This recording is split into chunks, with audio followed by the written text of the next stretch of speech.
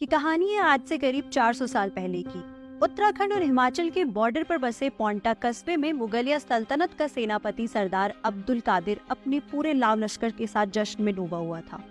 सहारनपुर रियासत को रौंदने के बाद उसके हौसले बुलंद थे।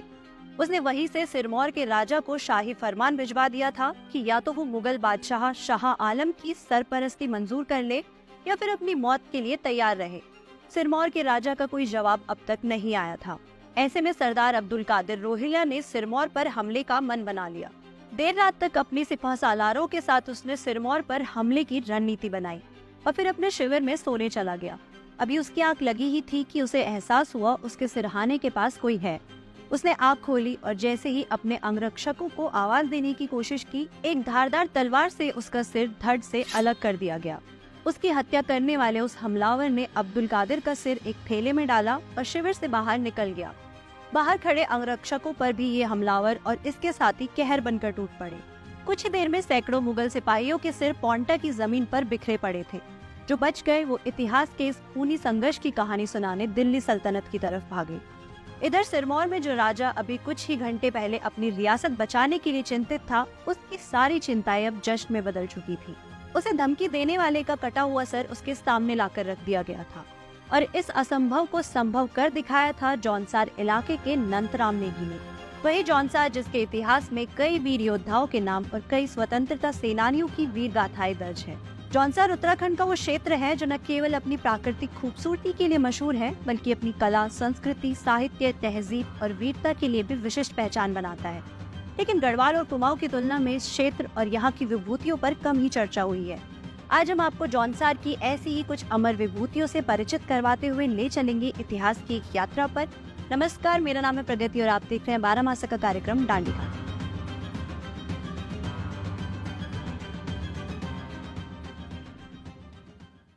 आज के कार्यक्रम में आगे बढ़ने से पहले जौनसार की भौगोलिक रूपरेखा समझ लेते हैं। जौनसार यमुना नदी और टॉन्स नदी के बीच स्थित बड़े भूभाग को कहते हैं। इसमें जौन बना है जमुना से। जौन यानी जमुना के एक छोर पर बसता इलाका जौनसार कहलाया और जमुना के पार का इलाका जौनपार, जो कि कालांतर में जौनपुर हो गया। इसी तरह पावर नदी के कारण बावर शब्द बना और ये पूरा क्षेत्र जौनसार बावर कहलाने लगा। इस क्षेत्र में स्थित चक्राता और कालसी प्राचीन भारत के दो प्रमुख नगर रहे हैं। इतिहासकारों के अनुसार चक्राता कभी एक चक्रा नगर और कालसी कालकूट, कालशैल या कालेश्वर नाम से जाना जाता था। वर्तमान जौनसार प्राचीन कुलिंद रियासत का हिस्सा था। ये रियासत मौर्य वंश तक संपन्नता के साथ अस्तित्व में रही है। इसे जौनसार की भूमि में 18वीं सदी में एक प्रतापी योद्धा हुए नंतराम नेगी। लेखक बारू चौहान और डॉक्टर राजकुमारी चौहान अपनी किताब जौनसार बाबर की दिवंगत विभूतियों में लिखते हैं कि देहरादून से लगभग 65 किलोमीटर विकासनगर क्वानू मार्ग पर मौजूद मलेथा गांव के एक किसान परिवार में नंतराम नेगी का जन्म हुआ था। बचपन में ही मां की मौत हो जाने के कारण पिता लाल सिंह ने उनका पालन पोषण किया। उनके दो अन्य भाई अजब सिंह और सबल सिंह थे, लेकिन नंतराम की निर्भय और साहसिक प्रवृत्ति को देखकर पिता ने उन्हें सिरमौर के राजा शमशेर प्रकाश की सेना में भर्ती करा दिया। तब जौनसार बावर परगना सिरमौर रियासत में होता था। जल्दी नंतराम अपने पराक्रम के चलते पूरी सेना में चर्चा का केंद्र बन गए और राजा की नजर में आए। इसी दौरान एक बड़ी आपदा रियासत के सामने आ खड़ी हुई। हुआ यूं कि सन 1881 में मुगल सरदार अब्दुल कादिर रोहिल्ला ने सहारनपुर को रौंद दिया। अब उसकी मंशा सिरमौर पर हमला कर इस पहाड़ी राज्य को मुगलों के अधीन लाने की थी। उसने सिरमौर पर हमला करने से पहले पोंटा के निकट बादशाही बाग में डेरा डाल दिया। सिरमौर राज्य की तत्कालीन राजधानी वहाँ से कुछ ही किलोमीटर दूर नाहन में थी। अब्दुल कादिर की इस मंशा को जानकर सिरमौर राजा डर गए, क्योंकि विशाल मुगल सेना का मुकाबला करना इस छोटी सी रियासत के लिए असंभव था। इसे चिंता में डूबे राजा ने मंत्रियों से विचार विमर्श किया और मुगलों का आक्रमण रोकने के लिए किसी योद्धा का नाम सुझाने को कहा। उस समय नंतराम नेगी राज्य भर में अपनी वीरता के लिए प्रसिद्ध हो चुके थे, लेकिन वो एक महीने की छुट्टी पर अपने गाँव मलेथा गए हुए थे। ऐसे में राजा ने भूप सिंह नाम के सैनिक को पत्र लिखकर उनके पास भेजा। राजा का संदेश मिलते ही नंतराम ने अपने बुजुर्ग पिता और नवविवाहिता पत्नी से विदा ली और नाहन के लिए चल दिए। लेखक बारू चौहान और डॉक्टर राजकुमारी चौहान लिखते हैं कि राजा और नंतराम नेगी की मुलाकात बड़ी रोमांचक रही। राजा ने उनके युद्ध क्षेत्र में जाने से पहले ये ताकीद कर दी कि वो एक बड़ी शाही सेना से लड़ने जा रहे हैं, लिहाजा ये कदम जानलेवा भी हो सकता है। इस पर नंतराम मुस्कुरा भर दिए। राजा ने उन्हें सेनापति नियुक्त किया और शाही घोड़े तथा तलवार से सुसज्जित कर रवाना किया। लेकिन इस रवानगी के दौरान राजा ने ये चुनौती भी व्यक्त की कि अगर वो मुगल सरदार अब्दुल कादिर को मारकर उसका सिर ले आए तो फिर क्या ही कहना। नंदराम ने हुंकार भरते हुए इस चुनौती को स्वीकार कर राजा से विदा ली। सेनापति नंदराम इस बात पर भी अत्यधिक उत्साह में थे कि राजा जिस तलवार और शाही घोड़े से खुद लड़ते थे वो उन्होंने नंदराम को सौंप दिए थे। राजमहल से भूप सिंह समेत कई प्रशिक्षित सैनिकों को साथ लेकर नंदराम ने पोंटा से कुछ पहले कटासन मंदिर में मां भवानी के दर्शन किए। उसके बाद अपना हुलिया बदल कर वो बड़े गोपनीय तरीके से मुगल शिविर में घुसे और सारी जानकारी इकट्ठा की। इस दौरान आसपास के क्षेत्र में अत्याचारी मुगलों द्वारा किए गए विनाश को देखकर उनका आक्रोश और भी बढ़ गया। इधर मुगल सरदार इस मद में चूर था कि छोटा सा राज्य सिरमौर का भला कौन सा योद्धा उसके शिविर में आ सकता है। उसे क्या पता था कि नंदराम नेगी आज उसका काल बनकर आ रहा है। मुगल सैनिक बेस बेफिक्री में बेसुध पड़े थे। नंदराम सीधा अब्दुल कादिर के कक्ष में दाखिल हुए। उसे सोता हुआ देखकर उन्हें अपना वचन याद आया। उन्होंने अब्दुल कादिर को जगाया और उसके जागते ही एक झटके में उसका सिर धड़ से अलग कर दिया। उनके वीर सैनिक भी मुगलों पर टूट पड़े। अचानक हुए इस हमले को जब तक मुगल सेना भाप पाती उससे पहले ही नंदराम के सैनिकों ने कोहराम मचा दिया था। मुगल सेना में अफरा तफरी मच गई। उन्हें जब पता चला कि उनके सरदार की हत्या हो गई है तो पूरी मुगल सेना पीछे हट गई।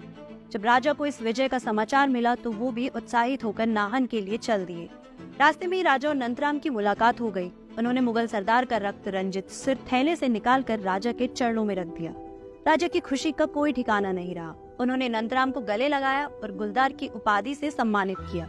इसके साथ ही उपहार में 3 जागीर उन्होंने नंदराम को दी। ये जागीर मराड़ और स्यासू में है, जो क्षेत्र अब हिमाचल प्रदेश में आता है।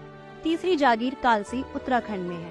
मलेथा गांव में आज भी नंदराम नेगी के हथियार सुरक्षित है और हर साल विजयदशमी पर बड़ी धूमधाम से उनकी पूजा होती है। नंदराम नेगी की घटना से लगभग 200 साल बाद इतिहास फिर से दोहराने वाला था, लेकिन इस बार दुश्मन मुगलिया सल्तनत नहीं बल्कि अंग्रेजी हुकूमत थी। ये कहानी है जौनसार बावर के केसरी चंद की।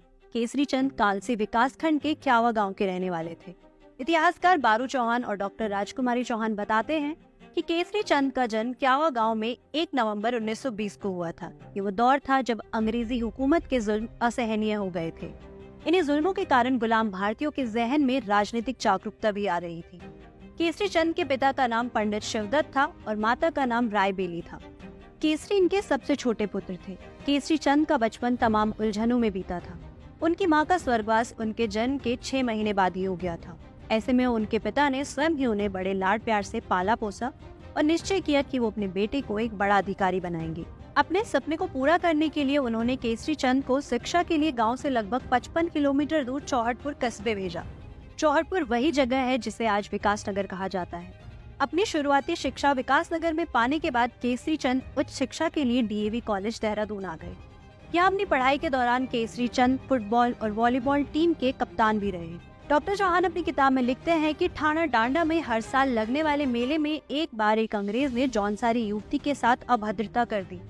मेले में अंग्रेज फौजियों का जमावड़ा था, लेकिन केसरी चंद को जैसे ही इस घटना की जानकारी मिली उन्होंने अपनी परवाह न करते हुए उस अंग्रेज की जमकर पिटाई कर दी। गुलाम भारत में इसकी कल्पना करना भी मुश्किल था कि कोई जौनसारी या कोई भी आम भारतीय किसी अंग्रेज की पिटाई कर सकता है। इस घटना से आसपास दहशत में भगदड़ मच गई, लेकिन अब स्थानीय लोग भी प्रतिरोध में उतर आए। लिहाजा अंग्रेजों को वहां से हटना पड़ा। इसी प्रकार एक घटना का उल्लेख शहीद केसरी चंद के भाई ने अपने एक स्मरण में किया है। वो लिखते हैं कि छठेऊ गांव में हमारे एक रिश्तेदार के यहाँ सत्यनारायण कथा का आयोजन था। जौनसार बावर के रीति रिवाज के अनुसार वे रिश्तेदार छानी से अपनी भैंसों का दूध काट के एक बड़े बर्तन, जिसे स्थानीय बोली में कठिया कहते हैं, छठेऊ ले जा रहे थे। फिर वो कांडी में वे कुछ ग्वालों के पास बैठ गए। केसरी चंद भी उस दिन गाय चुगाने के लिए बिरमो कांडी में थे। इसी बीच चक्राता से मसूरी की तरफ पैदल मार्च करते हुए अंग्रेजों की फौजी टुकड़ी वहां से गुजरी। उनमें से एक फौजी ने केसरी चंद के भाई के दूध के बर्तन को लात मार कर गिरा दिया और अट्टहास करने लगा। केसरी चंद ने आओ देखा न ताओ और उस अंग्रेज पर टूट पड़े। केसरी चंद का गुस्सा देखकर पिट रहे अंग्रेज अधिकारी का कोई भी सिपाही उसे बचाने नहीं आया। हालांकि ये भी लगता है कि बर्तन पर लात मारने की हरकत अंग्रेज सिपाहियों को भी पसंद नहीं आई थी। वक्त बीता और केसरी चंद 10 अप्रैल 1941 को royal Indian army service corps में नायब सूबेदार के पद पर भर्ती हो गए। उन्होंने उसी साल यानी 1941 में फिरोजपुर में वाइसराय कमीशन ऑफिसर का कोर्स भी पूरा कर लिया। इन्हीं दिनों द्वितीय विश्व युद्ध जोरों पर चल रहा था। 29 अक्टूबर 1941 को इन्हें मलाया में युद्ध के मोर्चे पर भेज दिया गया। जहां वो 7 नवंबर 1941 को पहुंचे। इसके अगले ही महीने 27 दिसंबर 1941 के दिन इस साहसी युवक को सूबेदार के पद पर पदोन्नत कर दिया गया। युद्ध के मोर्चे पर 15 फरवरी सन 1942 को जापानी फौज द्वारा इन्हें बंदी बना लिया गया। लेकिन नेताजी सुभाष चंद्र बोस के नारे "तुम मुझे खून दो, मैं तुम्हें आजादी दूंगा" से प्रभावित होकर वीर केसरी चंद अंग्रेजों के विरुद्ध ही लड़ने के लिए आजाद हिंद फौज में भर्ती हो गए। यहाँ भी उनके साहस, पराक्रम और जोखिम उठाने की क्षमता को देखकर उन्हें कठिन से कठिन कार्य सौंपे गए। आजाद हिंद फौज की तरफ से लड़ते हुए इम्फाल के मोर्चे पर पुल उड़ाने के प्रयास के दौरान उन्हें ब्रिटिश फौज ने पकड़ लिया और सजा देते हुए दिल्ली जेल में भेज दिया गया। आर्मी एक्ट की दफा 41 और भारतीय दंड संहिता की दफा 121 के तहत ब्रिटिश राज्य के खिलाफ युद्ध करने के आरोप में उनके खिलाफ लाल किले में जनरल कोर्ट मार्शल चलाया गया। 3 फरवरी 1945 को जनरल सीजे ऑचिनलेक ने उनको मृत्यु दंड की सजा देने की पुष्टि की। मौत की सजा मिलने के बाद जब उनसे मिलने उनके पिता, बड़े भाई और नजदीकी रिश्तेदार जेल पहुंचे, तो उन्होंने सभी रिश्तेदारों से 2 टूक कह दिया कि वो आंसू बहाने की बजाय गौरव का अनुभव करे कि मुझे देश की आजादी के लिए प्राण न्यौछावर करने का सम्मान मिला है।